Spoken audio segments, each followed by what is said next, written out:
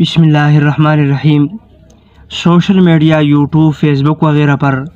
آپ ایک چیز اس وقت بہت کثرت سے دیکھ رہے ہوں گے، اور وہ سرخ گائے ہے یا سرخ بچڑا آپ اس کو کہہ سکتے ہیں۔ اس چیز کی حقیقت کیا ہے، اس کا پس منظر کیا ہے، کیا شریعت میں اس کی کوئی تصور موجود ہے، کیا پیغمبر صلی اللہ علیہ وسلم نے اس کے متعلق کوئی پیشن گوئی فرمائی ہے یا نہیں؟ یہ ساری چیزیں جاننے سے پہلے ہمیں گائے کا ذرا پس منظر جاننا ہوگا کہ کیا کوئی موقع ایسا آیا ہے کہ گائے کو کوئی حیثیت ملی ہو۔ تو جب ہم قرآن پہ جاتے ہیں تو قرآن کی جو دوسری صورت ہے سورۃ البقرہ، اس میں اللہ رب العزت نے گائے کے قصے کو ذکر کیا ہے، اور اس کے ساتھ ساتھ اس صورت کو بقرہ کے نام سے موسوم کیا ہے۔ بقرہ عربی میں گائے کو کہتے ہیں۔ اس صورت میں یہ جو گائے کا قصہ ہے، یہ بھی بنی اسرائیل کے ایک گائے کا واقعہ ہے اور ایک قصہ ہے۔ واقعہ کچھ یوں تھا کہ بنی اسرائیل میں ایک آدمی تھا، اور اس کو کسی لڑکی سے پیار و محبت ہو گیا، تو اس نے اس کے گھر رشتے کے لیے پیغام بھیجا، تو لڑکی کا جو والد تھا اس نے رشتہ دینے سے انکار کر دیا۔ یہ جو آدمی تھا جس نے رشتہ بھیجا تھا، اس کو طیش آیا، غصہ آیا اس بات پہ کہ اس نے مجھ سے کیوں انکار کیا ہے، اور طیش میں آ کے، غصے میں آ کے اٹھ کے اس نے لڑکی کے والد کو قتل کر دیا۔ قتل کرنے کے بعد جب بنی اسرائیل کو پتہ چل گیا کہ اس طرح سے وہ فلاں آدمی جو ہے وہ قتل ہو گیا ہے، تو یہ لڑکی کا والد طبعاً بڑا شریف اور اچھا آدمی تھا۔ بنی اسرائیل نے چاہا کہ اس کے قاتل کو معلوم کیا جائے کہ یہ کون آدمی تھا جس نے اس شریف انسان کو قتل کیا ہے۔ چنانچہ اس بات کے لیے وہ حضرت موسیٰ علیہ السلام کے پاس آ گئے۔ حضرت موسیٰ علیہ السلام نے اللہ رب العزت سے کہا، اللہ رب العزت نے فرمایا کہ ان کو کہو ایک گائے کو ذبح کر دے، کوئی بھی گائے لے، اس کو ذبح کر کے اس کے گوشت کا ایک حصہ لے کے وہ اس میت پر، لاش پر مار دے، تو یہ آدمی خود کھڑا ہو جائے گا اور اپنے قاتل کا نام بتا دے گا۔ اس درمیان پھر کچھ سوالات ان کی طرف سے ہو گئے کہ رنگ کیسا ہو، کیا کام کرتی ہے وہ گائے، کہاں ہے، وہ لمبے چوڑے جو ہے کچھ سوالات، اور اللہ کے رب العزت کی طرف سے اس کے جوابات ہوتے رہے۔ بالآخر جب انہوں نے اس گائے کو ڈھونڈ نکالا اور اس کو ذبح کر دیا، تو وہ ساری جو ہے وہ کہانی ہو گئی۔ وہ مقتول جو ہے زندہ ہو گیا، اس نے قاتل کا نام بتا دیا۔ یہاں بات یہ ہے کہ اللہ رب العزت نے گائے کا انتخاب کیوں کیا؟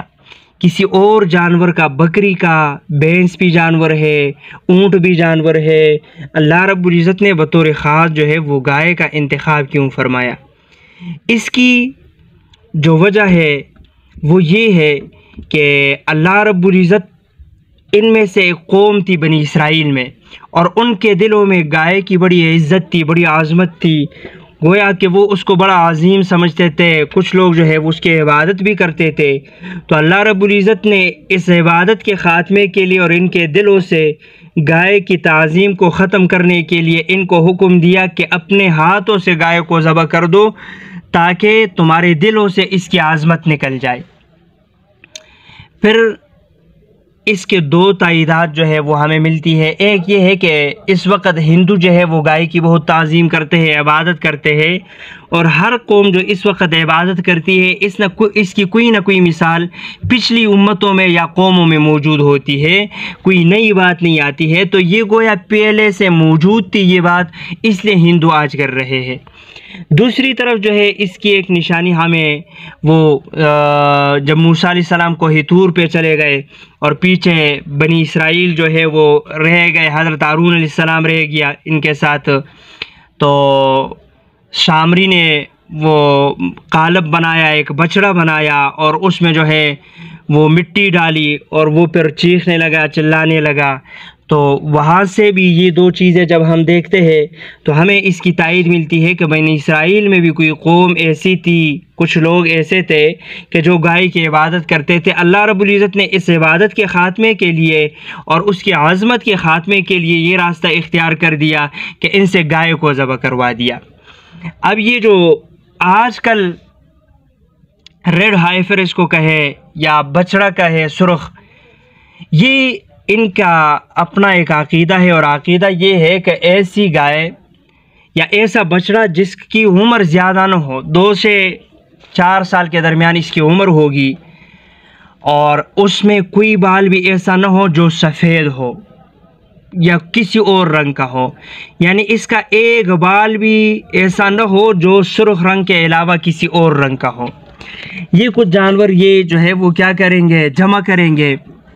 اور کچھ بچڑے پھر ان کو ذبح کر کے پھر ان کو جلا کے ان کے راکھ کو جو ہے